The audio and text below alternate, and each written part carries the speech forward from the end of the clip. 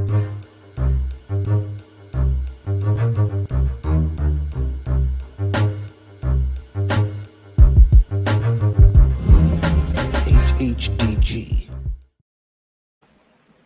Peace, everyone at HHDG. This is another episode of HHDG Media podcast. And on tonight's episode, we have two MCs currently residing out of the West Coast. One in Cali, ethemadassassin, and the other out in Washington, Seven Da Pantha. Peace, y'all. Peace. Good, brother. How you doing? Doing good. All right. Yeah, definitely. It's good to have the two of y'all on here. No doubt. Got the dope new album, Carter and Newton. You know what I'm saying? We did a little something, you know what I'm saying? A little something. A little something. a little something, you know what I mean? Taught me how to rap, man. So I'm just trying to keep up. Oh, get out. Oh, don't get me started quoting bars, bro. Hold up now.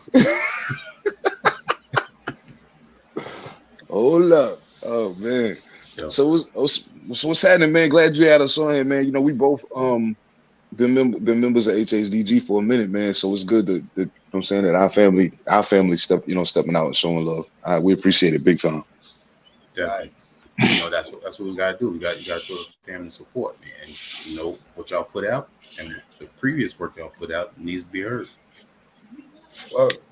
Thank you. Be 100%. 200 if you put us both together. It's all good. Definitely. We need everybody to put their ears on this, man. You know, watch the video, pass that shit around, tell everybody it's dope. You know, or tell them they hate it and let the other man judge, and pretty soon that man gonna tell him that he's stupid for saying that they hate it. That's true. I like that. I like that. Word is bug. Now, as I was saying when I introduced y'all currently reside on the West Coast, but y'all originally from the East. Now we're gonna start with Ethemadassassin because before North Carolina, you had some time up in New Jersey and Ohio. Yeah.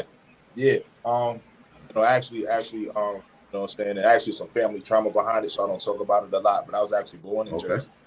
You know what I'm saying? But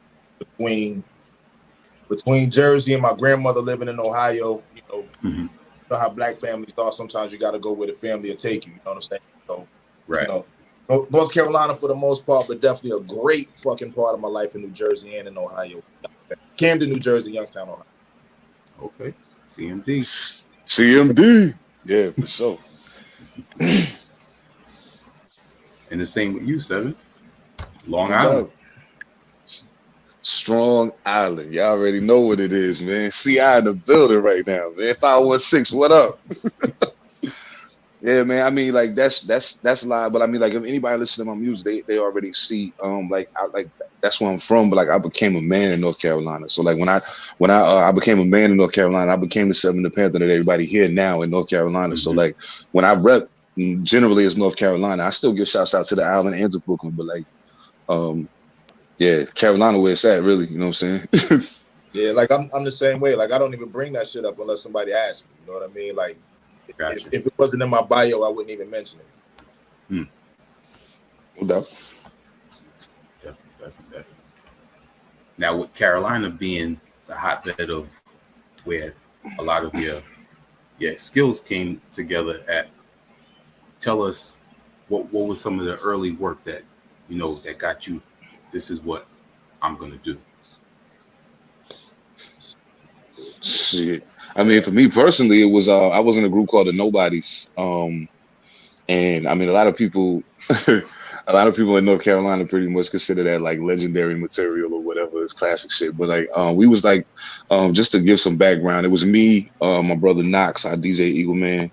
You know what I'm saying? We was the first unsigned group from North Carolina to have a video on BET, and it just so happened that video aired on BET the same day my son Rakim was born. So like, it was crazy. But that was in 2000. So like that was really the genesis of my like really taking rap serious and feeling like I can make a career out of it.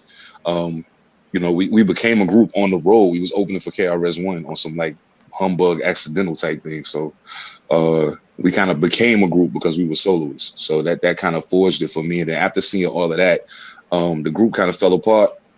But I wanted to keep going. Like I had the bug at that point. There wasn't no stopping it. So I just kind of carried on from there. You know, a couple name changes later. It's Seven Da Pantha, and here we are. You know what I mean? Shit. Now, for me, it was that Run DMC Raised Hell tape my mom bought, and once I got that, I was like, "This is what I want to do." You know, I heard tape, I fell in love with it. That it shaped my life from there. Everything hip hop, I was jumping on it. Between videos and family members bringing tapes down, I was like, "Yeah, this is it for me." Like I just thought it was fly, like how Cass was coming up with these phrases and just saying dope shit about themselves and even talking about the environment. I just thought that was fire, you know. So I was like, yeah, I'm gonna do that. I always had an affinity for words, and English was my favorite. So that was it for me. You know what I mean? Okay, since you put it that way, I got to give proper credit to both Follow the Leader and Illmatic as being the two albums that kind of cemented it for me. Like, yeah, this it right here. That's what it's gonna be. You know what I'm saying? Yeah, I just knew real early what I wanted to do. You know? Kind of hard-headed. I not leave shit alone until it's like a beaten horse, a dead beaten horse, you know. Yo, I actually wanted to be a profiler and catch serial killers for the FBI when I was a kid. So like that's wild that I'm so anti-establishment now, and I wanted to be a profiler when I was younger. So yeah, that's I went to school for psychology for that reason. Yeah, no doubt. Wow, that's funny. Okay. Yeah. Wow, that's it. Like it's just funny you mentioned college because like I ended up. Let me tell you how stupid I am. I went to school and majored in communications because I heard a OG MC say that's what he majored. And I was like, okay, that's what I need. Wanted to do this. You know what I mean? But he was actually right. He was actually right. Like that shit helped out like a motherfucker. You know what I mean? So. Yeah, true indeed. All of that. So yeah, it worked. Definitely. And it's interesting that you say that because as an MC, what's with the competition? You gotta know who's out there. Right. You gotta know their skills. Know what you're up against. You know, you got it's just like playing sports. You know what I mean? Like you take and you do research, like you figure out and find out how this person got this good or whatever, and you either incorporate what you do or you know you wean shit out and you form who you are. You know what I mean? So it's the exact same thing. Like you watch and you learn. If you have that ability, some people just bump it. Yeah, sure indeed. Yeah, that's real talk. I mean, I even most of the people that I learned the most from are the people I'm the closest to. You know what I'm saying? Most of the cats that I make music with, the cats that we may not have made music together. Like me and E known each other since the 90s, but we just started making music together when we did this project. You know what I'm saying? So like, but even without us making records together, I learned a lot just from observing how he moved. You know what I'm saying? And other people that came up around us that I may not have made music with them either at this point, even all the way up to now. But I learned a lot from watching how they move, and then. People who are in a position that you want to be in, the easiest way to get yourself there is to study how they did it, find out what in that works for you, and apply it to your situation. I mean, it's the corporate business model, man. Success, you know what I mean? Happy success. Thanks. Shit. Now, it's interesting that you said that the two of you just recently started working together. 2004, Proverbs came out. 2004, The Wait Is Over came out. Yeah, man, I've been trying to be like Seven my whole life, man. I don't know, man.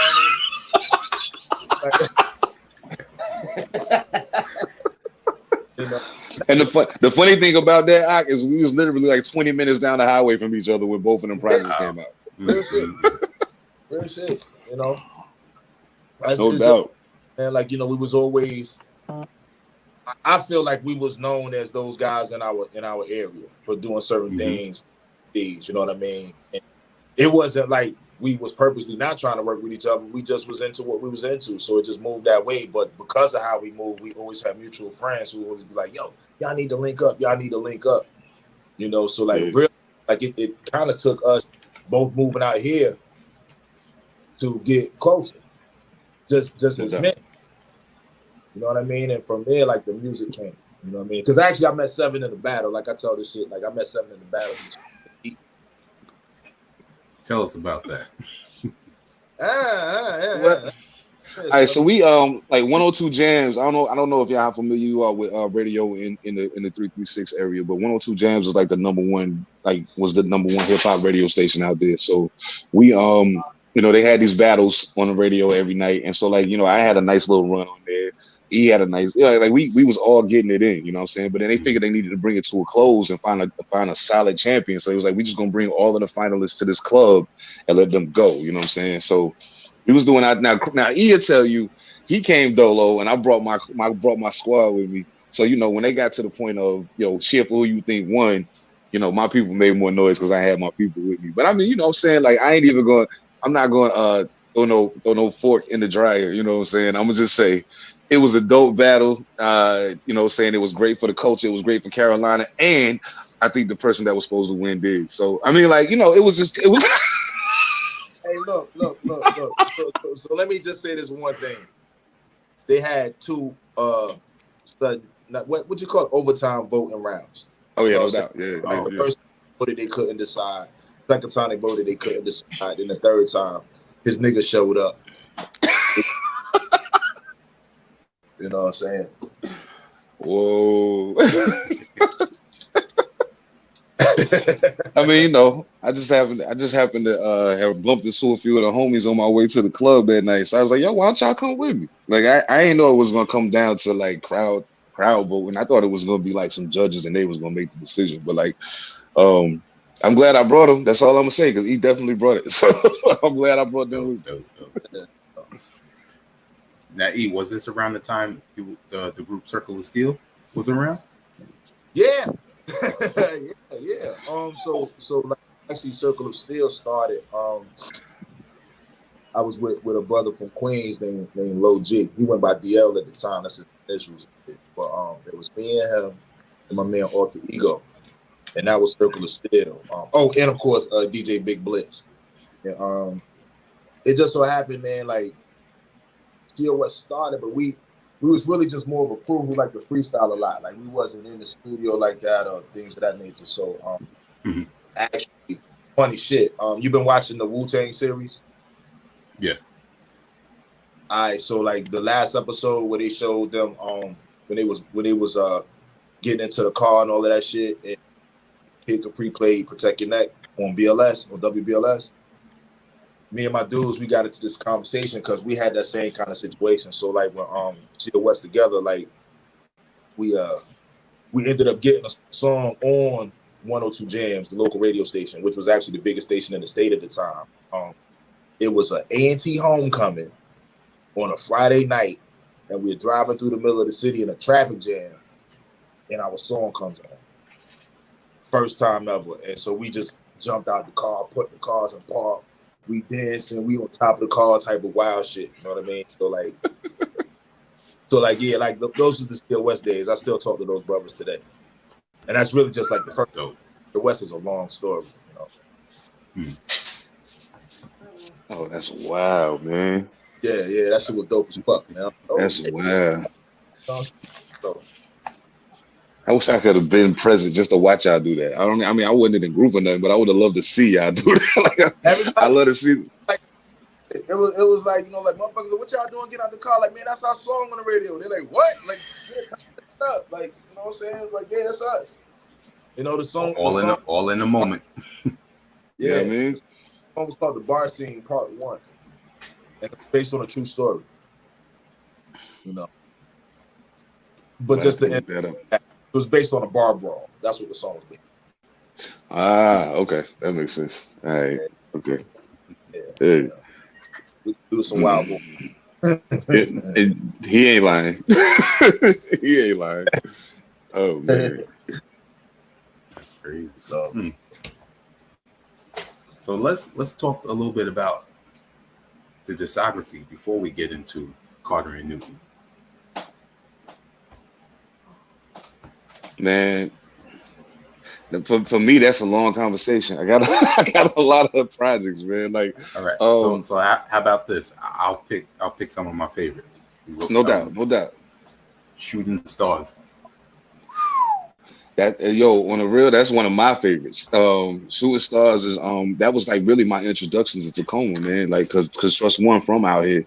And my shout out to my guy Big Remo, formerly of Jamla Records, for making the introduction.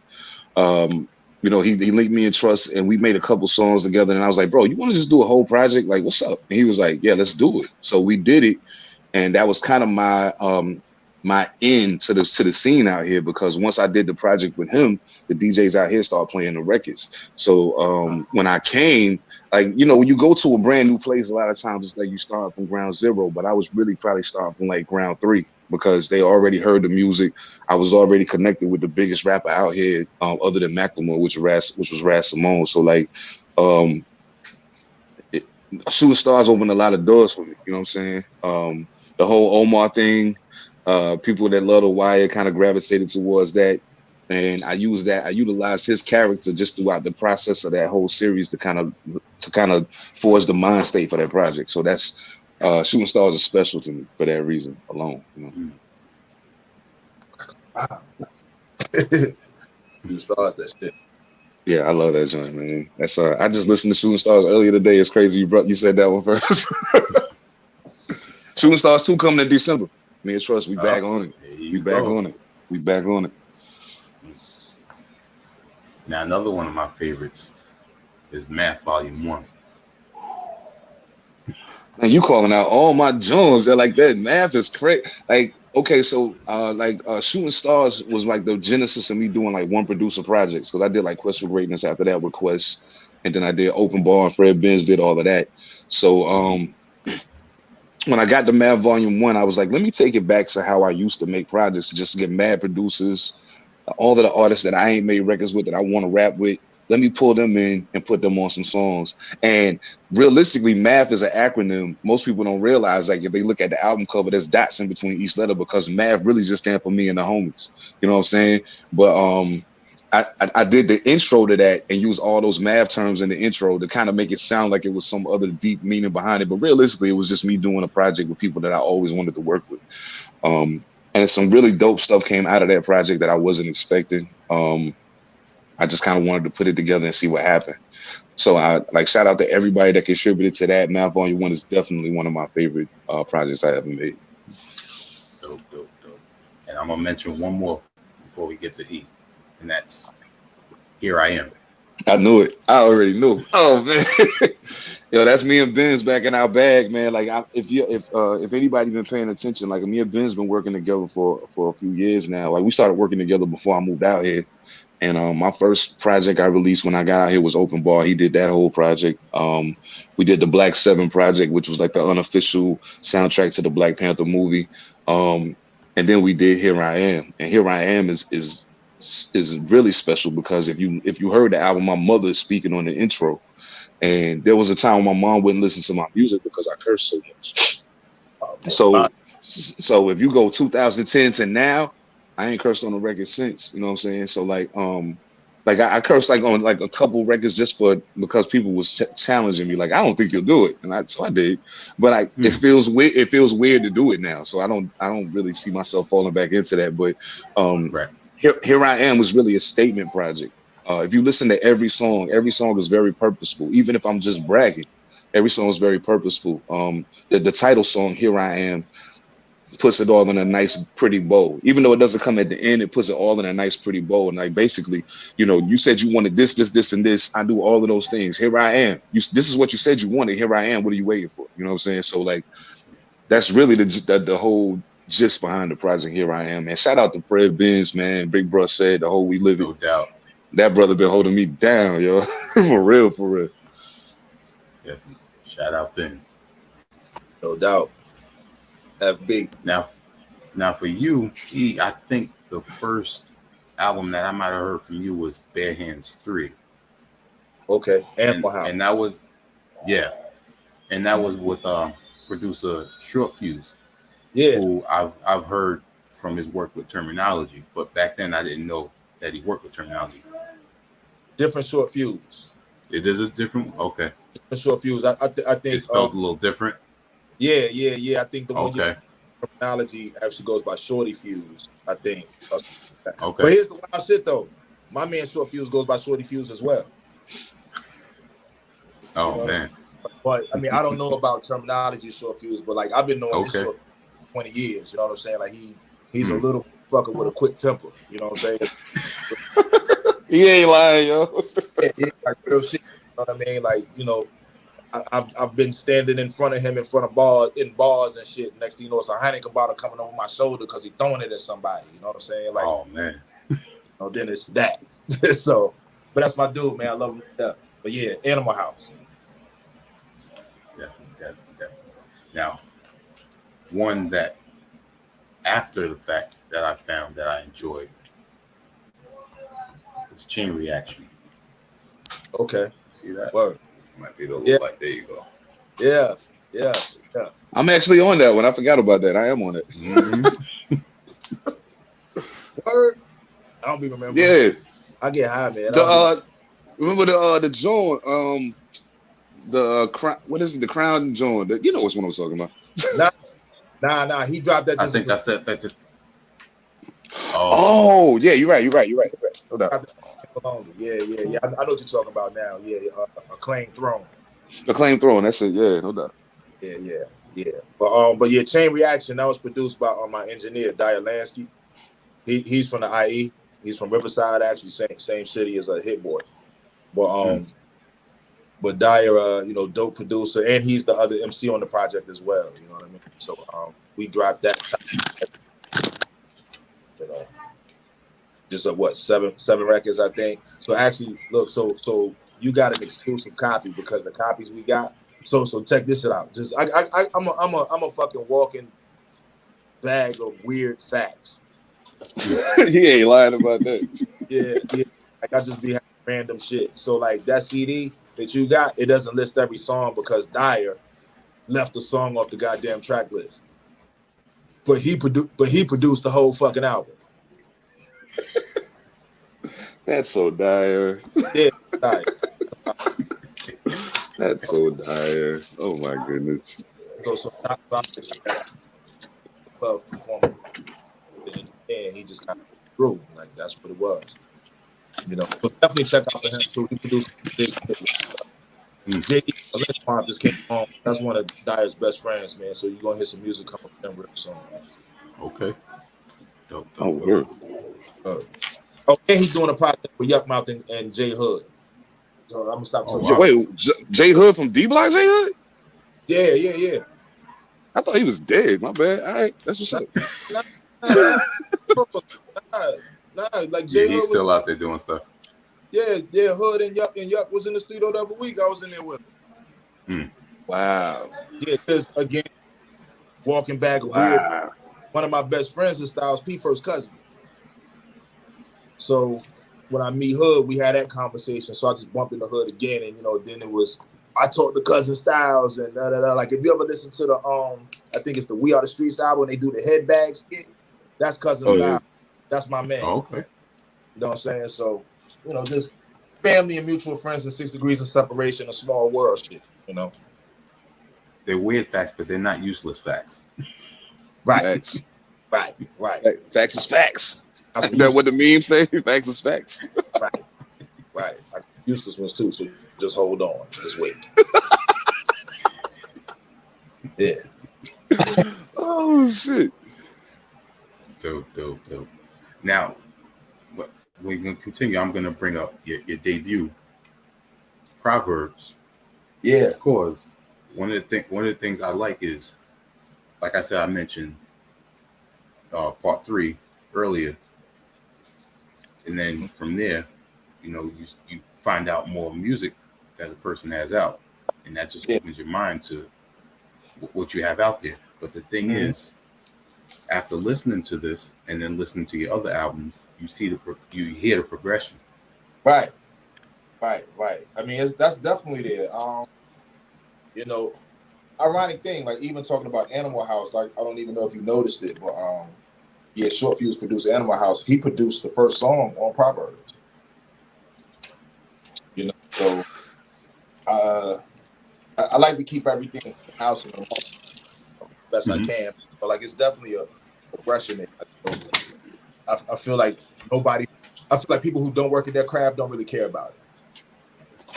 You know, and I really care to, number one, I want to be heard. I want to be understood. I want the music to be better each time. You know what I mean? Like I feel like everything should be a step up in some kind of way. Whether it's the music you're rhyming over, whether it's just your rhymes or the song content or fucking merch. Like step something up. Step something up. Give people something to look forward to. So like even like how you said, you can see the progression. Like I would hope so. Like the album came out in 2004. It's 2021 now. You know, so if I was still rhyming the same way, it's like, what the fuck? You know what I mean? It's like you're wasting mad years in the studio for nothing. Yeah, I feel it. Yeah. Man, like, you know, like what are you doing? Girlfriend, Exactly. You got to learn how to fuck your girlfriend right. That take time. Yeah. So to say, Yeah. You ain't gonna get it right the first time because it's a whole lot of stuff you got to learn about what makes. It's just like applying it the same pressure as a song. You know what I'm saying? You got to find out what make it tick. What really make a song stick when you make it. You know what I mean? Like it took me a long time to figure that out. Like what people really want. You know what I'm saying? Like I know I could give them all of this, but I think they just want this part. You know what I'm saying? And I noticed that the numbers have reflected the concise nature of figuring out what to give them. You know what I mean? Definitely. Like for me, I simplified my flow. I used to rap a lot faster. I used to put a lot more words into it. I simplified it, kind of dialed it back, let the beat breathe, and I feel like people kind of like they catch more shit of what I'm saying now. Same thing with Seven. I mean, with Seven still hit you with it, but like the concept. All of Seven is different, man. Like I don't even really know how to talk about it. Because like real shit. Like I told him this when we was turning in the music to distro, and you know, you got to turn in your lyric sheets. And I was sitting there reading that shit. And I'm like, man, hold the fuck up. Man. Like, this shit reads a lot different than it sounds. It reads like a book. You know, and at one point I used to be a very avid reader. So I'm like, that shit is really fucking dope to be able to read this shit. And it's like, oh, wait a minute. I got a whole different outlook for what he did now because I do the same thing. I write songs. I'm like, oh, shit. Like, this what the fuck he said. Like, you hear it. See it. It's like, oh fuck, you know what I mean? So, you know, I don't know. Seven ever really changed his style. What he puts into it is definitely that's step up. I mean, it's a lot of times it's like, okay, for one, lyrics always been the most important thing to me. Always has been, always will be been the most important thing to me. Working with E has shown me where there are other elements that I may have skipped over, you know what I'm saying? Where I could have been more persistent in sticking to, okay, I don't want that, give me this. There's something about the way E hears music, the way he hears a beat, and he can tell you, oh, that beat right there, you know, at this point right here, it's going all the way out. You know what I'm saying? Like it's going all the way off right there. All you got to do is kill it. Right there, it's gonna take him there. And so I learned a lot just about making a record, working with E, and then the way he constructs his verses is weird.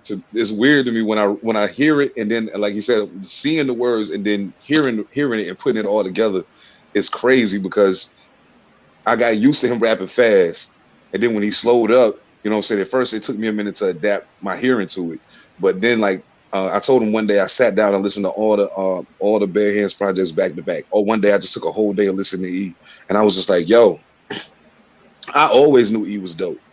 But to hear somebody that I know is dope, and, you know, we're not 20 anymore, you know what I'm saying? We're advanced beyond that. So at this point, to hear somebody that I know is not a young buck, but they still constantly progressing and getting better with every project. It's amazing to me, man. Like he amazes me on a regular basis, and I don't tell him that enough, but I just be blown away by this dude, yo. Like he said this one line in American Dream, and I said, yo, as soon as I heard it, I said, hey, bro, did you say? I called him immediately. That was crazy. Yo. I love that. But he pushed me, you know what I'm saying? And for a long time I felt like I wasn't getting pushed. So like, because I do a lot of rapping by myself. So like having somebody like him, I ain't had no choice but to dig deep. You know what I'm saying? So yeah, that's what it was. Vice versa. I've been kind of stagnant lately creating shit. Cause I'm like, damn, I ain't got really no challenge right now. Like, but Facts. like it was fun barring back and forth with him. Absolutely. Yeah. Because like one thing, like Seven is very competitive. Like, and I know this shit. Like Seven is very like I don't give a fuck what it is. He wants to wrap you under a fucking table. Mm. You know when you listen, he never lets up. Nah, he don't do that. So like, but that's why it's dope. Because like what he was saying is like I look at making a song a little different. Like regardless of whoever it is, I feel like I'm not necessarily gonna try to out rap you, but I'm gonna show up. So with that, I'm looking at like how can we make the best song possible? Now of course, I'm gonna show up, but if this motherfucker's on the song, it's like okay, I got a goddamn all right, a little bit extra. You know what I'm saying? So like it's a friendly push. Mm-hmm. Oh, no doubt. I mean, the era that we came from was that like, and I realized like either one that made me realize that hey, that mind state is still relevant, but it's relevant to us as MCs, but it's not relevant to this art that we're putting out for people to consume it. And I'm like, oh, I get it now. Yeah, the audience like they not wrapped up in it about like you don't hear them talking about who's the best MC no more. Like not younger generations or even like with the current crop or whoever the top dogs are in underground hip hop. You don't really hear them talking about like they're like he's dope, but not like ranking cats. Like they don't even really do that shit. Yeah. And I always been I always been a gunner. Like, yo, if we on a song, we talking about walking to the grocery store.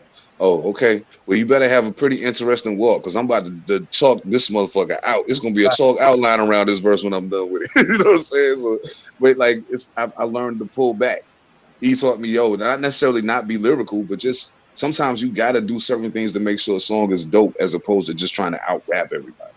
And I feel like listening to Carter and Newton, I feel like I listened and it went together very well. Absolutely. It's funny you just brought that up about the outline because you just brought me to mind a line that you said about with the Etch a Sketch with the line. Yeah, I've been dying to get that Etch a Sketch off for 15 years, and I finally got it out there. Oh man, I've been dying to do that for the long. I was like, yo, that was one of my favorite toys when I was younger. Like, I could draw something, and if I don't like it, it's gone. Cool.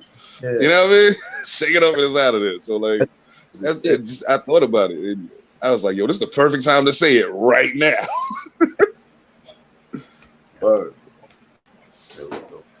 Now, my second favorite in the Bare Hand series was Part 5, and I appreciate you sending this out to me.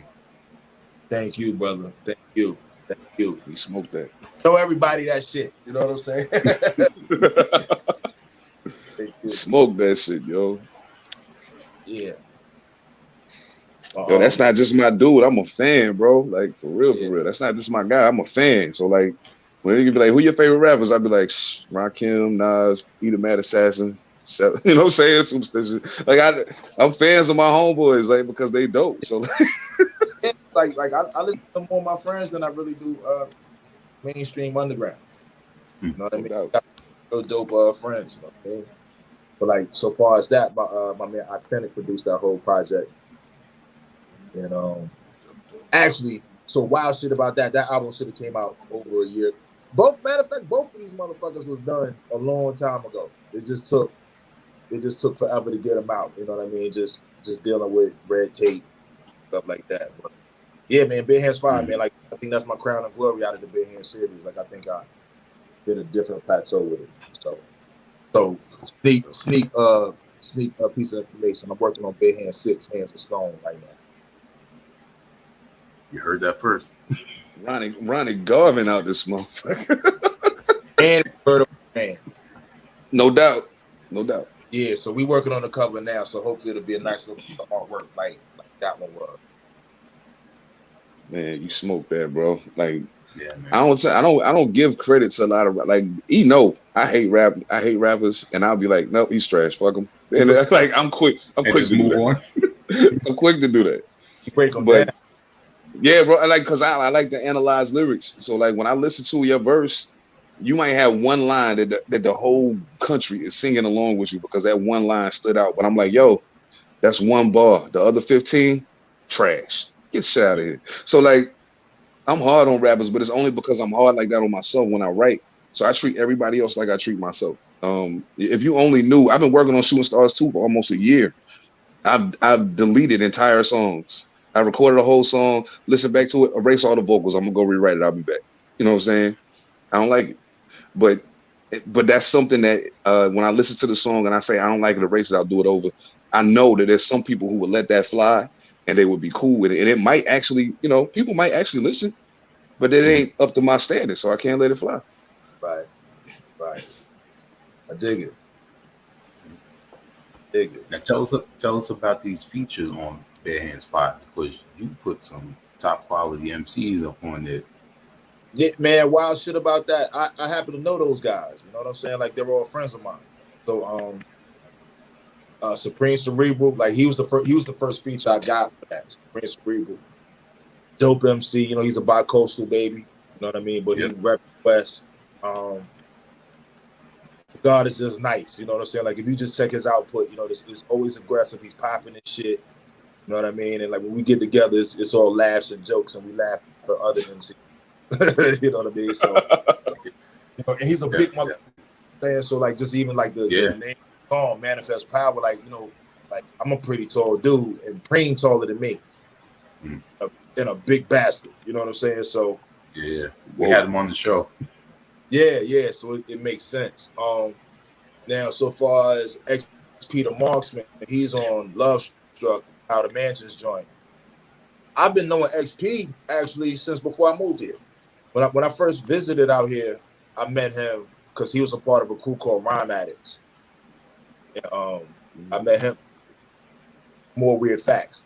So they was running with Infamous Mob at one point. Like they was doing Infamous Mob West. And me and Twin been friends since we was like 20. I happened to be in the hospital when his son was born. Because his son's mom was best friends with a chick I used to date down in North Carolina. So I've been knowing Twin that long. So like we all kind of had like that mutual going on. So like this what happened. XP lived like 15 minutes from me. Like where I moved to, he minutes away. So I was able to tap in with him. And then the third feature is Hus Kingpin. If you fuck with underground hip hop at any kind of level, you're gonna hear that name. You're gonna know who that is. And Hus, I've been knowing probably since 2008, 2009, something like that. But only digitally though, because we kept working with a lot of the same people. So it's a producer out of France named Kyo Itachi. He put out an album called Music Kyo. I'm familiar with him. He got a lot of work out there. Okay, so I actually did the first video of that album, what it's supposed to be. But that's what happens. That album is being sold on Hus' website. You know what I'm saying? So just moving around, man, and bumping into people. Then me and Hus got to know each other, man. A good dude. You know what I'm saying? Extremely misunderstood. Great dude, though. So yeah, we just made. You know what I'm saying? That's great. Dope.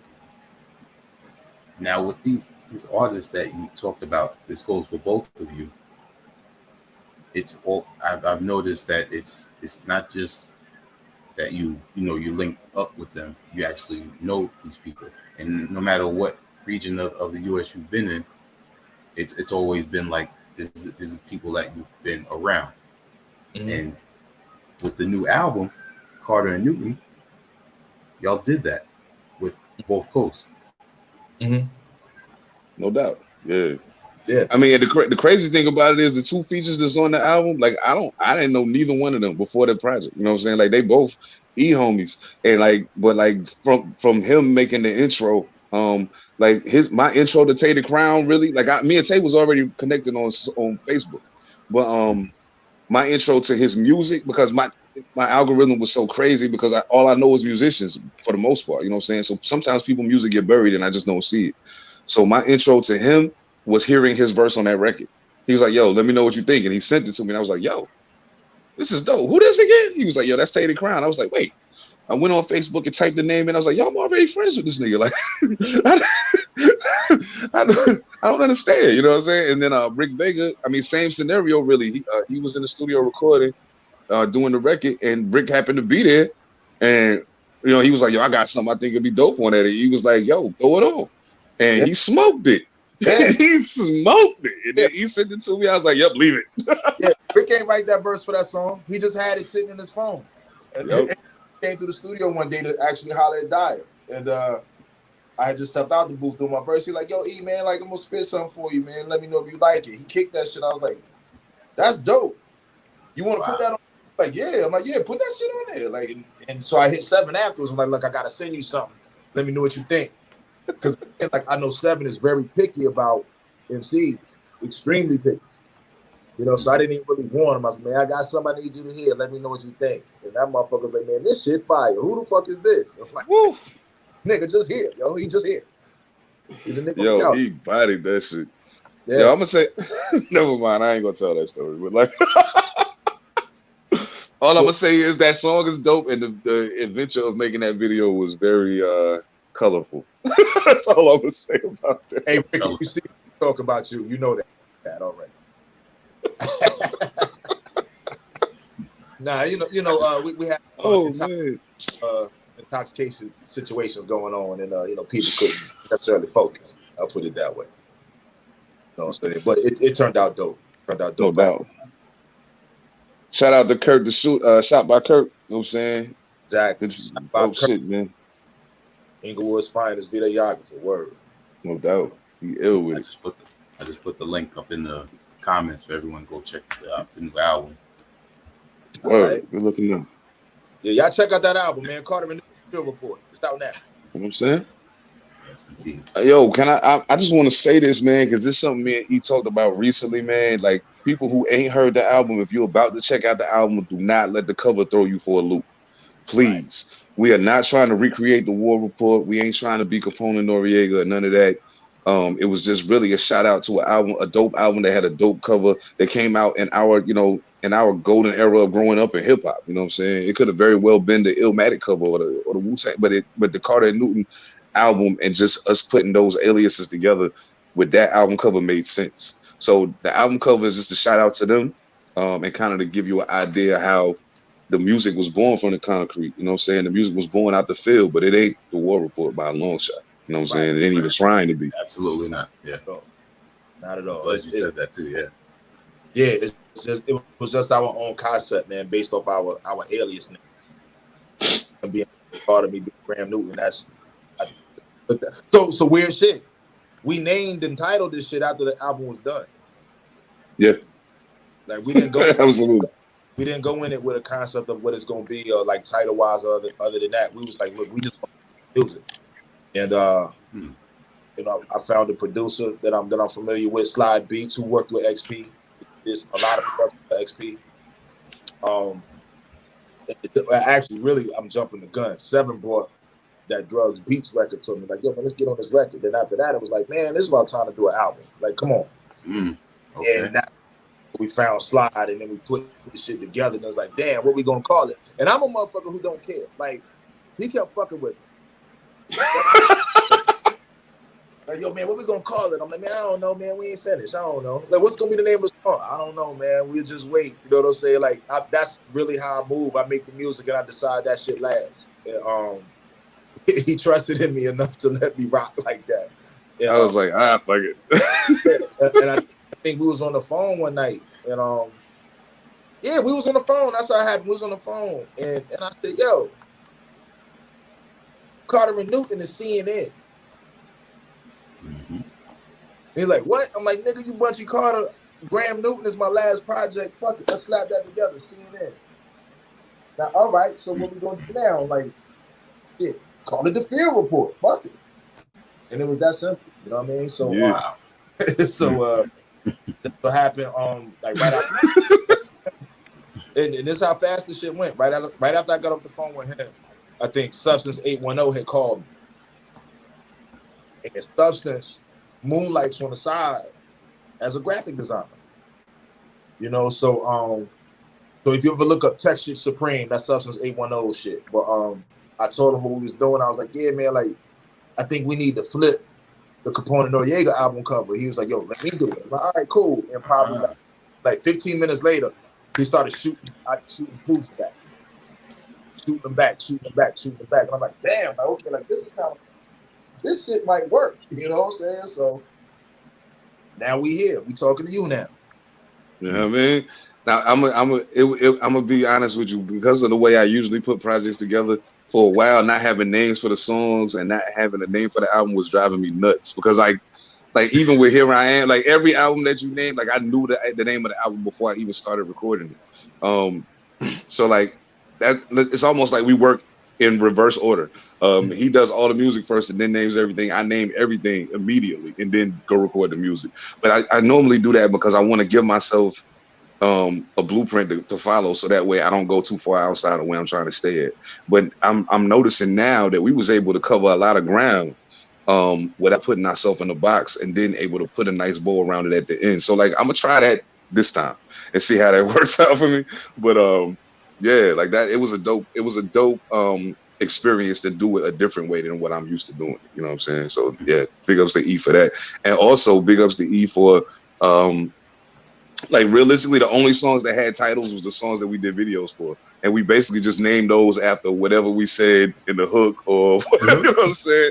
Like that's basically how those songs came. So like, but everything else was like, I was like, every time we was trying to come up with the titles for the songs, I was like thinking of what the hook was, and I was like, let's just call it da da da da. He was like, well, nah, that's too simple, that's too easy.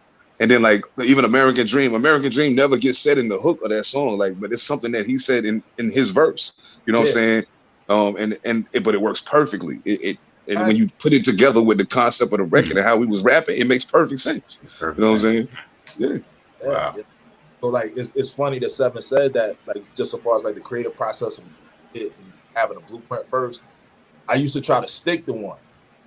You know, like I initially started like that. You know what I'm saying? It's like, I mean, it still wouldn't be as outlined like how he did it, but like, you know, like I hear a beat and I'm like, okay, I'm gonna call this that. Now I'm gonna do this. You know, and what I realize now is, because I mean, fuck it, I gotta bring it up. I was in a group right before this, and the person I was in the group with, he kind of operated that way. Like he would have like a song concept or maybe a title and then go into it. But then what I realized is between the two of us, it kind of boxed us in. And in my head, I'm like, I think we overthinking this shit. You know, like if we overthinking it, then more than likely the average person isn't gonna do all of go through the thought process to figure this out what we're talking about. So like, hey, we gotta simplify this shit, just let this shit flow, let it be what it's gonna be. Beat comes on, first thing I start thinking about, that's what I'm rapping about. And it could go in any different direction, you know what I mean? So it's like, it's kind of like dancing. Like I don't know about you guys, but like I grew up like I was motherfucker dancing, you know what I'm saying? So like freestyle dancing, you know, like you, whichever way it goes, just let it rock. Let it rock, you know. So like I come up with all my hooks last. I never have hooks when I start a song. I come up with all of that shit last. You know, like summarizing instead of giving me the blueprint. Sometimes I do, but like other times when the beat come on, I hear the hook first. Like I hear it as soon as the beat come on, and I'll be like, "Yo, oh, that's the hook right there." Okay, now I just got to build around that. You know what I'm saying? And so, you know, the creative process is wild, man, because like just seeing how somebody else do it. Because like I said, a lot of times I'm writing, recording everything by myself. So just to see another person's process and see how well it works, let me know that, okay, there's other options. I can do this other ways. I don't have to stick to what I'm used to doing. If I step outside the box, it might just come out slamming like this did. So like, let me step outside of that for a minute. Yeah, man. You know, like take the leash off that dog. Let that bitch run. Yeah, I mean. Got it. It's like having another set of eyes, and then just opens your mind to new things. Yeah. You know, yeah. It's almost like being in a bar fight and you back to back. It's like, man, gotta be watch out for him. Okay, cool. Mm-hmm. Yep. You know you should out the door. You know that. You know what I'm saying? But you can't have no plan. You just gotta figure that shit out. So like that's kind of how that shit works. Yeah. The objective is to get out. We just don't know how we're gonna get there yet. But we gonna get there. We gonna get there. Believe that. Fuck that. Fuck that. Factory. I feel you, G. I feel you. Oh my God. That said, what's the deal with your coffee and sweets? Oh man, yo. Hey man, look, I'm gonna tell you, man. It's weird too because how he know all of this shit? Ian, I'm gonna tell you some good shit, bro. Ian be on Ian know things that I'd be like, I wouldn't be surprised if he knew who was the third shooter on the grassy knoll. I would not be shocked by that at all. I wouldn't be shocked, not even a little bit. Funny you say that. Nah, I'm just joking. Weird fact. Oh man, but yo, like it's weird because I didn't even start drinking coffee until in my 30s. You know what I'm saying? So like I never drank coffee. It was like I don't want none.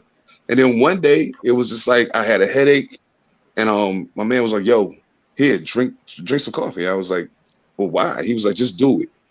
So I drank a little, and as I'm going through the cup, like my headache is receding, and I'm like, "Oh shit, like this is all right." And it don't taste bad. Like this whole time I've been thinking coffee tastes like trash, but I didn't realize I could like mix it up and do my little thing to it. So like once I did that, I was like, "Oh, that's the lick right here." So that's the move. And then like the sweets, like realistically, I cut back a whole lot on how much sweet stuff I eat. Like I used to be a walking like junk store, like for real. Like it was all the time, Reese's cups and donuts and all of that. Like I was just going crazy. And then like, as a matter of fact, again, you know what I'm saying? I went down to LA and we was kicking it. And I was like, yo, I need to get something to drink. I'm gonna go get a soda. He was like, nah. Check this out. Well, let's go get a juice. I'm gonna turn you on. Like he took me to the spot. We got a juice. It was delicious. It was nutritious. And I was like, yo. And I've been drinking mad water lately. I hate water, but like I've been drinking more water. Between Ian and my lady, like they got me on water. So like I realized that I was doing my body a disservice. But that don't mean I'm throwing out my coffee and sweets. I just know how to temper it now and not do it as often. You know what I mean? Yeah. Shout out to Minnie's Donuts and Coffee, because I know when I put that post up, that's what did that. Look, no doubt. If you watch the video for trying, the motherfuckers at the computer eating sweets. That's why that shit is hilarious. I am. Because again, motherfuckers ain't thinking we might have to shoot scenes over and over. Motherfucker buys one muffin. I'm smashing that. He's eating the muffin. I'm like, bro, you can't eat the whole muffin. He's like, why not? I'm like, because it's on camera. Like, you gotta just leave it there. And he just yo, stop eating the muffin. Yo, it was a Dunkin' Donuts blueberry muffin, man. If you ever had a Dunkin' Donuts blueberry muffin with the sugar crystals on top, y'all understand where I'm coming from. It's just, yeah. And motherfuckers was smoking and shit. Like I can't. I got a hell of a sweet tooth when I smoke. You know what I'm saying? Yeah, man. Yeah. That's crazy. Seven Da, right around the corner from me, it's a little corner store that got the best cookies ever. Oh man, they are amazing, bro. Hey, I thank you so much. Every time I come down, what's the first thing I do when we go to that store? Every time I come down there, hey, give me those. Let me get this is amazing. Amazing.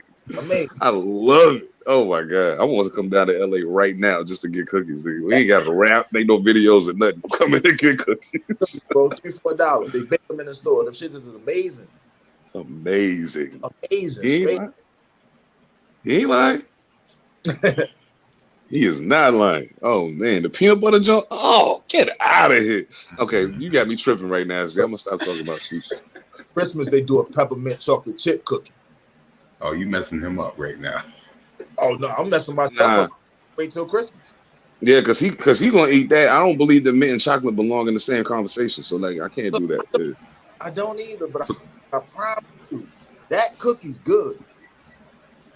See, now you're gonna have me coming to LA for Christmas. Come on. I see working on Bed Here in 6. I need you on there anyway. Come on. Hey, let's get it. I'm with it. You already know I'm with it. Hey, yeah, let's do it. You know. Oh, but you coming down here soon anyway. We can't tell you. No doubt. Coming down. No doubt. we can tell you part of it. We're shooting another video for this album, so. Oh yeah. Yeah, and I'm linking up with Shot by Kurt next weekend. It's gonna happen. I think y'all gonna like this. Oh yeah. Oh yeah. I think they're gonna love it. And if they don't, then I don't know what's happening to the world and what's happening to hip hop, bro. Like it's over, boy. Yeah. I'm telling you. Oh man. Now, E, did you start R Steel Entertainment when you were at North Carolina A&T? I started it right after I finished. Okay. R Steel Entertainment is actually based off Remington Steel, which used to be so Remington Steel. Other question. So Circle of Steel, everybody in the crew had Steel names. Like our last name was Steel. So DL, like he was a big fan of Wolverine, so he called himself Logan Steel. And we tried to make the first name kind of like not necessarily British, but like proper sounding, So he's Logan Steel, and I always liked Remington Steel. He was just a cool motherfucker. I was like, Remington Steel, that's me. That shit is dope. And my brother Blitz, his actual name is Barry, so we just fucking with him, just call him Barrington. He was Barrington Steel. Ooh. You know what I'm saying? So that was kind of just a spinoff of that. That's what R Steel Entertainment is, Remington.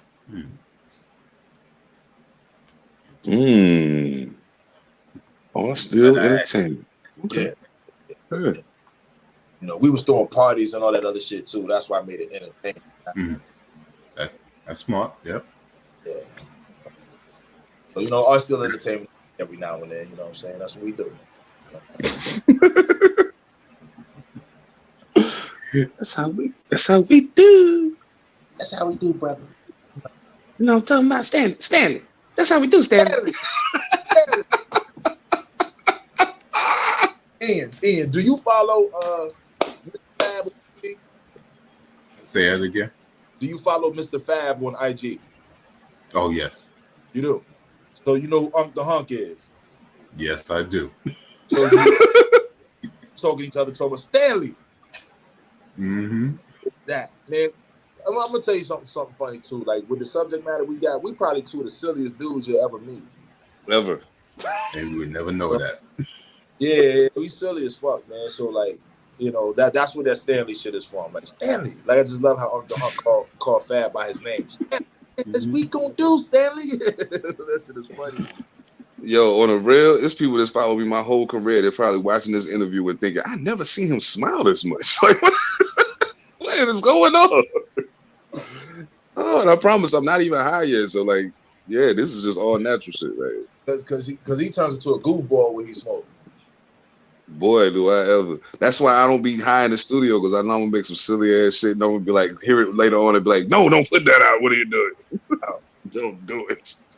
I have a reputation to protect. Don't do this to me.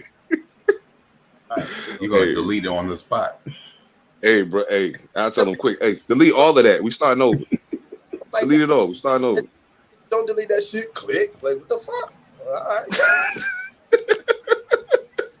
That shit somewhere else. You know what I'm saying? Click. All right. Yeah, I put a plug on the record in a heartbeat. Nope, I'm not doing it. Turn it off. Stop. I'm getting ready to go home. Just turn the lights off. I'm leaving. Wow.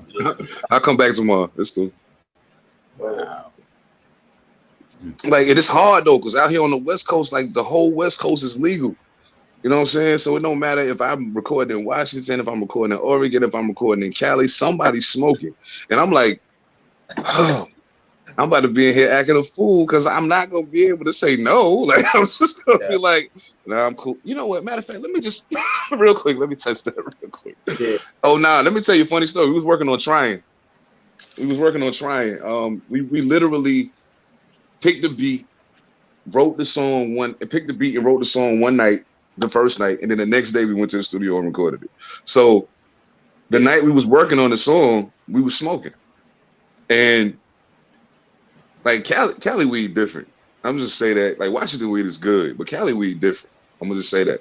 And I'm sitting there and I'm smoking with E, and we smoking. And the next thing I know, I'm opening my eyes and it's like a little later than what it was when I first started writing the verse. And I'm like, wait, what happened? I was knocked out, like zoned all the way out. I was gone, so like, and he was just sitting there laughing at me, like, "Are you awake now?" On the beat, you know, because what happened is, like, he had to leave. No. We found that beat. You came back and we recorded that. Yeah, no doubt. Yeah, for back sure. and we recorded that. So like, actually, I found that beat while he was in the chair asleep, and I went and like, no, he woke up and like, yo man, so you wait, like, yeah, I'm like, man, listen to this, click. Oh shit, what is that? I'm like, man, shit, this is gonna be the last record, man. Fuck it, you know what I mean? So we came up with that shit. Then he nodded back out again. You know, I just, you know, it was what it was. Like, I get it, I get it. But that shit it turned out right. It turned out right. For sure. Yeah, it's probably one of my favorite songs on the album. I don't even do favorite. Yeah, I feel you. Like it stands out though. It's I think it's a combination of just how we worked around the sample, and also like a lot of people work around the sample, but when you really listen to it, it sounds dope because they playing off the sample. But when you really listen, they're not saying nothing. But like we really took the sample of them saying trying and built like meaningful bars around it. You know what I'm saying? And it all connected with a common purpose. Even if you listen to the hook, like it all connected with a common purpose. So like the song came out 10 times doper than even in my imagination it was gonna be. You know what I'm saying? So yeah, that's just hot. That's just hot. And I followed Seven's lead on how to go around the word because I wasn't gonna do that. I was just gonna rap. And he was like, yo, my verse. And I'm like, oh shit, you actually use this shit, huh? Like, yeah. I'm like, all right. So that time I balled it up, threw it away.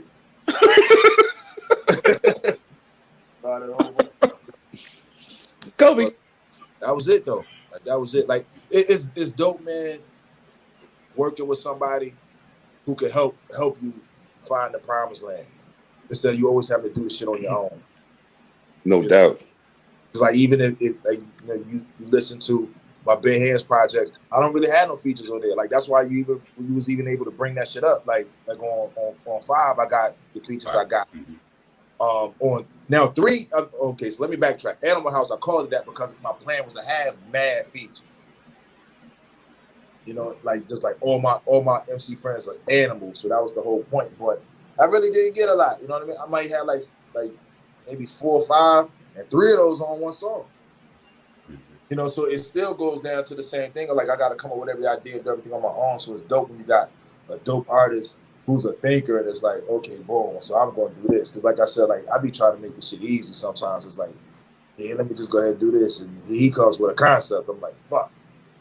All right, shit, let's go because the concept is dope. All right. Let's do that, then. Let's go. I like that boy. I like the way he rap. He like the way I rap. Oh shit! Oh, Ray man on these niggas, yo. Like Sling Blade. Oh, that's my shit. I'm about to watch that shit tonight. Oh, I'm got biscuits. Biscuits and mustard. That's what you're doing. Wait.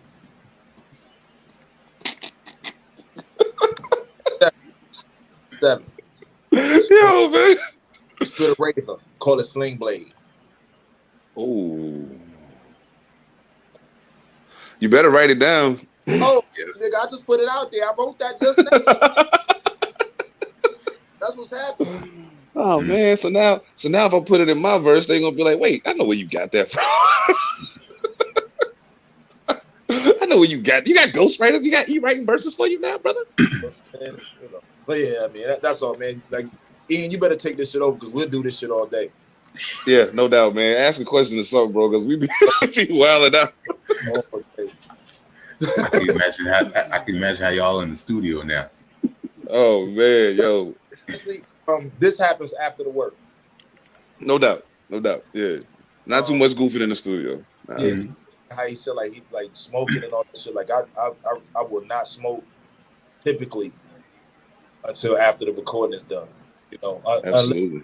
Unless I want the vocals to sound a certain way, then I'll smoke to get that effect. But other than that, 9 times out of 10, I'm straight laced in there.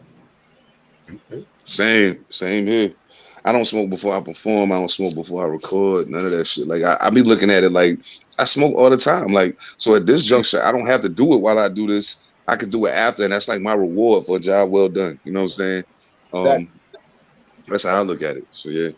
because other cats be using that shit as a crutch and all of that shit, and then next thing you know, it really just get in the way of productivity. Mm. You know? No doubt. And And when you paying for studio time, you can't afford that shit. you know, like we come at like with like, you know what I'm saying, where the studio time might be like $100 an hour. You know what I'm saying? So like I'm talking about back in the day, like it wasn't a lot of studios. Niggas definitely didn't have them in their room or in their crib. Exactly.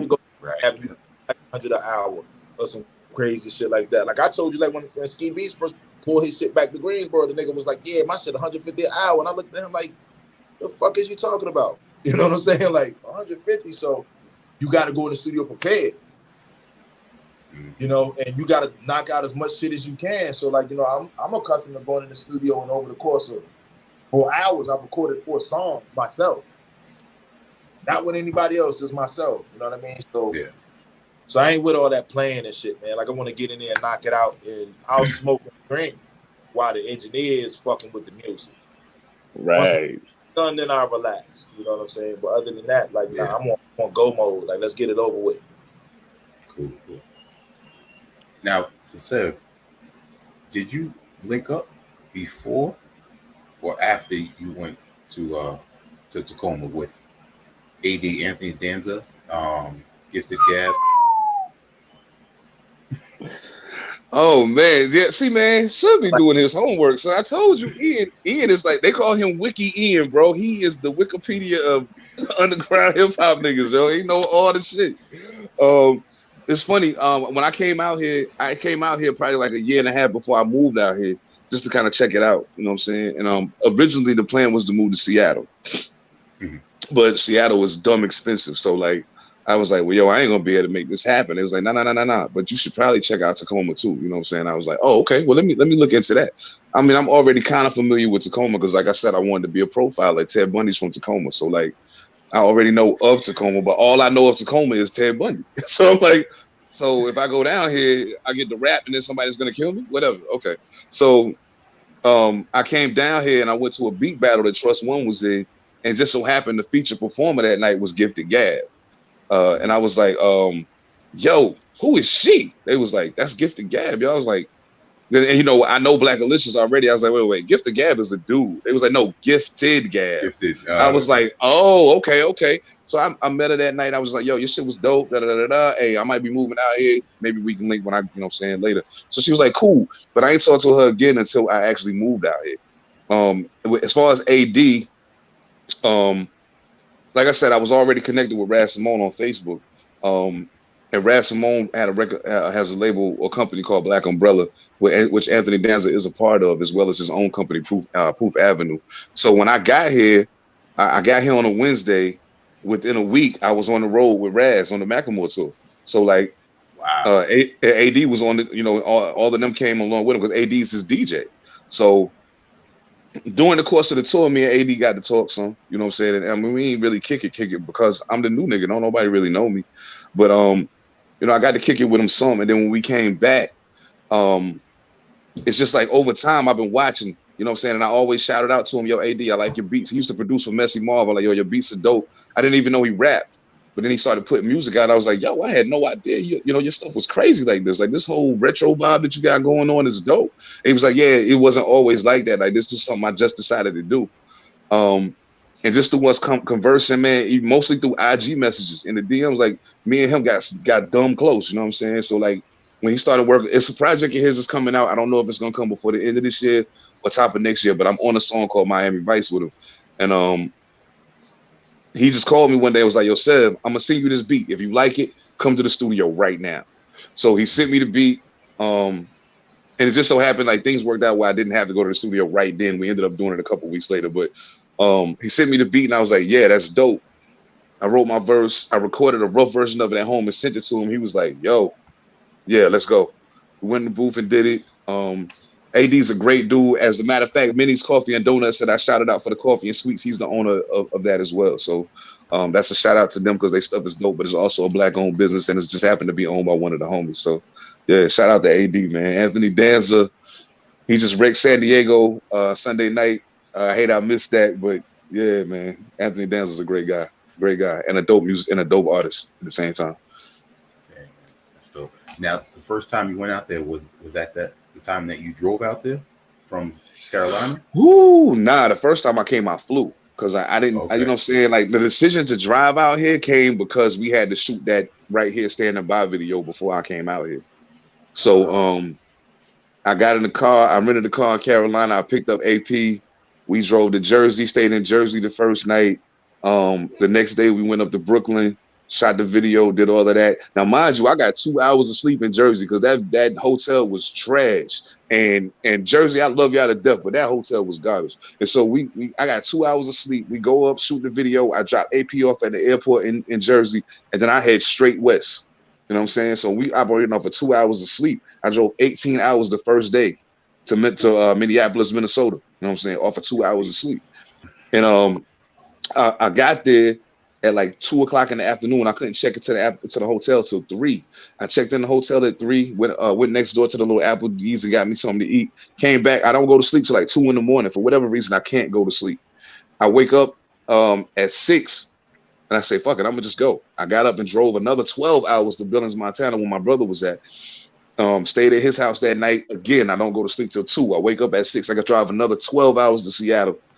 And then that night when I got to Seattle, though, after I left the park meeting with Raz and them, I took a couple to the face, and I slept well past checkout time. They was like, boom, boom, boom. I was like, yo, just give me another day, B. I'm not moving.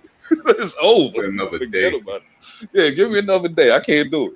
So, you know what I'm saying? That the trip out here was crucial, man. Like that was a long drive, but I'm glad I did it because it let me know now that if I have to do it again, I can. It ain't no thing.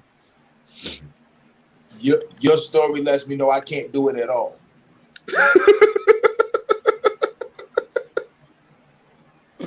Amazingly, the 18 wasn't even the hard part. The hard part was that last 12 to Seattle. That was the hard part because I got into Spokane. I don't know how much I know about Washington. I got into Spokane, crossed the Washington state line, got into Spokane, and was like, yes, yes.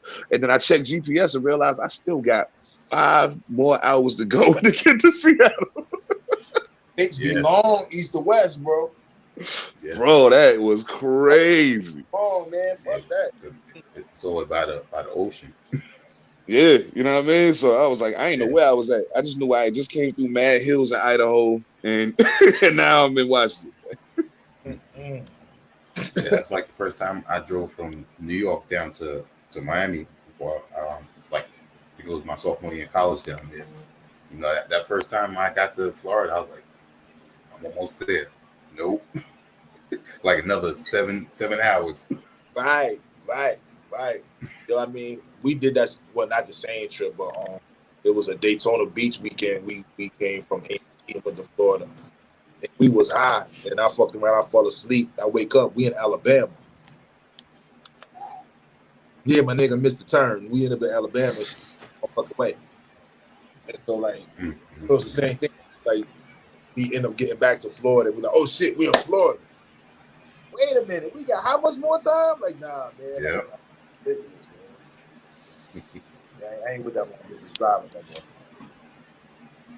Yeah, can't do it like that anymore. Hell no. Hell no.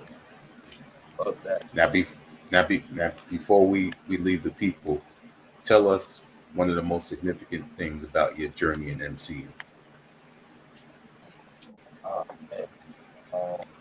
Man. Seven, you got to answer because I want to think of some profound. Yo, hold up. I'm gonna have to get you to repeat the question because my headphones went out for a second. What was that? Yeah, I saw it. Oh, okay, I was saying, what's the most significant thing about your journey in MCing? Nah, I don't know what's up. My volume is like acting mad well right now. Hold on. E, go ahead. Give me just a second. I'm gonna see if I can figure this out. The biggest thing that I learned is make sure you and everybody that you're working with is on the same page. Make sure, like it's the same thing. Like, make sure you're all on the same page. Make sure that all of your goals have been stated, so that you don't embark upon a path that's gonna break apart before you expect it. You know what I'm saying? Speaking on some personal shit right here. You know what I'm saying? But like, that's really what it is. Like, at the end of the day, everybody I feel who does this, and if you've made one single or one album or one video that you decided to put out there for the masses, the whole point of you doing that is because you want the spoils of the war. You know what I'm saying? Like, you want you want the recognition, you want the whatever sales you can get, everything bright and shiny that comes with it. You want it, but you gotta make sure that if you decide to get on that journey with somebody else, that's what they want too. And constantly reevaluate it to see if they still want that, because you find out that everybody doesn't say exactly what they mean, so that's really it. You know what I mean? And read your contracts. Bottom line, read your contract. Get updated on information. Constantly network on information. Be willing to travel for information. Be willing to go to people that you don't know. Get the information. Like, that's really what it is. Like, Seven and I got a friend that I was talking about that with a couple of weeks ago. With everything that we do, add information I get. If you don't have it, you gotta look at yourself and say it's your fault you don't have it. Now, if you don't, it's the difference between just not knowing, but like, it's some shit out here. Like, go ask somebody. You know what I'm saying? Like, especially if you got a friend or something like that. That's just one thing in the Black community. Us as males, we be hesitant to do. Like, ask a motherfucker for information, ask somebody for help. We don't do that. So, like, get the help, get the information, get the network. Be willing to step outside your comfort zone. Make sure everybody's on the same page. That's really it. Let me check that. There you go. There we go. All right, we back in business. All right, it literally made me close everything and go back so I would be able to hear y'all. That's why. My apologies. Yeah, that's just trash. But I think I got the gist of the question as far as what we would tell somebody else that's coming along the lines of what we're doing. You gave an excellent answer, really. So it ain't a whole lot more I can add to that. But the one thing I would say is always believe in you. You know what I'm saying? No matter what people tell you, no matter what, it's going to be people that tell you, oh, you trying to do that? Or why are you doing that? You know what I'm saying? Like, when I was playing football, everybody was like, the NFL going to be the ticket for you. The NFL, the ticket for you. I was like, dog, y'all don't realize how much I don't like getting hit. Y'all don't get it. Like, this shit cool. It got me to college, and that's cool. But this ain't what I want to do with the rest of my life. You know what I'm saying? So, the profiling thing was there, football was there, but music was what I really wanted to do. So, like, the one thing I've never been able to do is let somebody talk me out of believing that I'm dope enough to be where I want to be. You know what I'm saying? So I'd be like, yo, the record sales might not reflect it. I might not have #1 hits and $1 million in my account and the Flyers ride and all of that shit. But at the end of the day, I never stopped believing in me. And I bet the house on me every single time. I don't care what it takes. You know what I'm saying? I bet the house on me every time. And you got to have that mentality to be even a little bit successful in the music business, because music is crazy. This business is nuts, man. Like, I love the music, but I hate the business. But at the end of the day, especially as an independent, you got to learn those things, because when it's all said and done, nobody's going to do it for you. Mind you, you can pay people to do certain things for you. But even in making that investment, you got to be aware of what you're investing in and what you're supposed to be getting back for your investment. You know what I'm saying? So if you're not aware of that, you could pay somebody some money. They get you like a quick 1,000 views on your video, and you get a couple little spins on a couple playlists, and you think that they really did what they were supposed to do, when in all reality, they were supposed to do so much more. But because you didn't know, you didn't do your homework, you took that little bit that they gave you and ran with it and thought it was cool. And you go right back to that same person and spit that same amount of money to them again and get the same results. And instead of saying, wait a minute, something ain't right about this, because me and this guy paid the same person, but he got da-da-da-da-da-da-da-da-da. Why is that? Maybe because you didn't read the paperwork and you didn't know what they were supposed to be doing for you. It ain't no different than having a manager and you think the manager's supposed to do X, Y, and Z when really he only doing ABC. But you expecting X, Y, Z because you don't know what a manager is supposed to do. You got a manager and a booking agent confused. You got a manager and a personal assistant or a stylist or whatever confused. Know the roles of every person that's supposed to be a part of what you're doing intimately. You need to know what they're supposed to be doing because otherwise you can't rectify something when it goes wrong. And as much as possible, wear as many of those hats yourself as you can. And I'm not saying that because in a matter of being stingy and not wanting to break bread with people, but even if you don't do it all, if you know how to do it all, you know when something's awry and it's not going the way it's supposed to go. You know what I'm saying? Like, so yeah, I would say know your shit, man. That's the most important thing. Know your shit. Yeah, man. That's that grown man business. You know what I mean? Yeah, that's real shit. Okay. Because what can happen is you'll fuck around and be in a room with people who know their business and you don't know shit. Mm-hmm. You know, and not only can you not participate in the conversation, but if it's about you, you don't know what the fuck is going on. And these people just decided your future right in your face. You just became a lock skit because they're raping you. You know, they'll get you straight up. You know? Bruh, it's crazy, man. Oh, it's crazy. And out of that, be prepared though, because the more you know, the less people will want to work with you. Weird. You know what I'm saying? Like when they realize they can't take advantage of you, you know, your hill is going to be taller to climb. Oh, yeah. I know some people like that. I ain't going to say no names because I don't want to throw no salt on nobody. You know what I'm saying? Some of these slugs might melt if I throw salt on them, so I ain't going to do that. But, like, I know some people personally in the music business who don't work with people who are well-versed in the business side simply because, you know, maybe even if I sign you to a one-album deal and then we go on from there, on that one album, I'm going to jerk the shit out you because you don't know. But now by album number 2, you know, if you want to stay, then we can redefine the terms and everything can go the way it's supposed to go. And I'm like, dog, that shouldn't even be your credo. But at the end of the day, you're thinking like a businessman. I get it.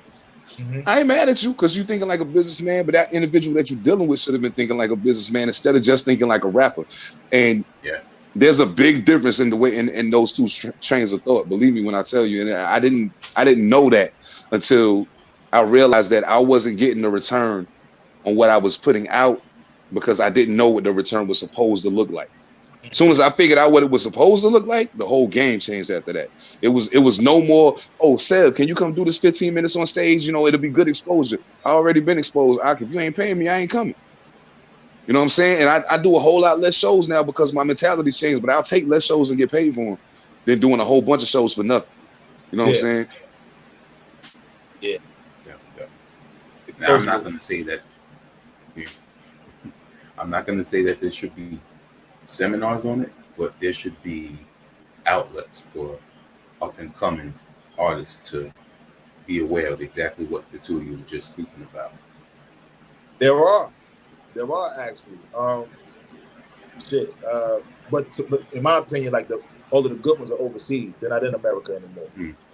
You know, like, you know, we was coming up like shit. I mean, like I said, bringing up that Wu-Tang shit, like you saw like the Jack the Rappers and the How Can I Be Downs from back in the day. Yeah. Like things of that nature. Like they was cool, you know, and some good things happened out of them. But so far as like the actual information, like the people that you're paying your money to go to that conference or that festival to meet and see, 9 times out of 10 they're there on vacation. They're not there to really do the work. You got to really kind of blow them out. You got to blow their minds like straight up and down before they even consider dealing, because what you don't realize is the whole time they listening to you, they looking over your shoulder because it's 3 broads that they met earlier that day that they trying to jump off with. And this is real shit. You know what I'm saying? If it's not your girlfriend that you might have brought, you know what I'm saying? Like it really go down like that. So what I found is like going overseas to those conferences have been way more beneficial to me because you got people who are really there, number 1 for business, but number 2 for the preservation of the art, no matter what kind of music it is. So the people are way more serious about it, and it's, I don't want to say it's easier, but the information is way more accessible. The people are way more accessible, you know. And then, you know, realizing that, you know, you spent your money just like they did to get the fuck across this water, to come here, they're gonna look at you more seriously than they would somebody like I said with these conferences here. You know. Absolutely. Great words of wisdom. Ethemadassassin, Seven Da Pantha, Carter and Newton, the field report. Y'all need to go check Run it up. Run it up. I appreciate y'all. Man, we appreciate you. Oh, we appreciate you for sure, for sure. Yes. Oh man. Hey, shout out to the whole HHDG, and I want to give a special rest in peace shout out to my brother DJ Dre Large, former DJ for Group Home. He passed away last week. Rest in peace, bro. That COVID got another one, man. Rest in peace. Yeah. Definitely. Peace to the whole NC, man. What's up? No doubt, Carolina. What it do? Definitely. I'm gonna see y'all in a couple of weeks. October 31st. I might sneak up on your ass, bro. You don't even know. Don't sneak up. Tell me you coming and I had the records done. We can do 2 or 3 of them. Don't sneak up. Like, let me know. Go. Oh yeah, no doubt. Well, I'll let you know in the next 2 days for sure. All right. Damn, you just fucked up the surprise. If it happens. Hey, y'all give you shout outs. Tell everyone where they can support the music, where they can reach out to you.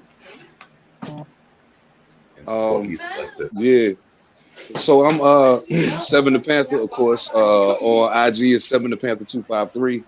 On Twitter, because my name is long, it's Seven Da Pantha. You can find me on Bandcamp on all the streaming services. And don't forget to check out Panther Politics podcast too. You know what I'm saying? Yeah, that's about it, man. And Carter and Newton streaming everywhere right now. And we got them fizzies on deck. You know what I'm saying? For y'all old heads that like them CDs still, holla at your boys, man. We got y'all. For me, I'm ethemadassassin across all platforms. If you can figure out how to spell it, you'll find it. Like you said, Carter and Newton is out right now. I'm working on Big Hand 6. Hands of Stone. I locked in some dope producers already. Just be on the lookout for that. I think this going to be special. But other than that, man, peace and love to everybody in NC. That's the home. Henderson, what's up? Greensboro, what's up? Winston, what's up? Raleigh, what's up? Charlotte, what's up? The whole shit. You know what I mean? Every code. We out there. Definitely. And being that both y'all have hoodies on, it is hoodie season, and y'all both have your merch. Go get that. Right. Cop the merch, man. Cop the merch. You know what I'm saying? Carter Newton is on all platforms. You know what I'm saying? If you want to see these, holler either one of us individually. No doubt, we got what y'all need, man. And I ain't in the studio or on the stage right now, so we getting to it. Yo, one love to the whole HHDG one more time, man. We live in entertainment, Fred Biz, Big Brother said. What's up with y'all, man? What's up? One time, definitely. And the rest of our HHDG Media crew, Rock Vader KD, the Mayor, T. Smith, Skelly No Top. doubt. We got peace, y'all. Peace.